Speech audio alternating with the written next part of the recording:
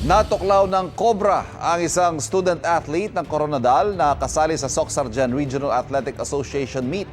Ayon sa kasama ng estudyante, nangyari ang insidente sa tinutuluyang quarters ng babaeng atleta sa isang eskwelahan sa bayan ng President Quirino. May kukunin daw sanang gamit ng atleta nang bigla siyang tuklawin ng ahas na nakapasok pala sa kanyang bag. Dinala siya ng mga guro sa ospital. Batay sa check-up, mababaw lang ang kagat at hindi pa nailabas ng Cobra ang kamandag nito. Patuloy na nagpapagaling ang atleta. Napatay naman ang ahas. Hindi nakadalaw sa opening ceremony ng Socsargen Regional Athletic Association meet ang atleta. Gayunman, mari daw siyang makasali sa kompetisyon sa mga susunod na araw. Ayon naman sa pamunuan ng paaralan, inayos sila ang quarters at tinakpan ang mga butas para wala nang makapasok na ahas.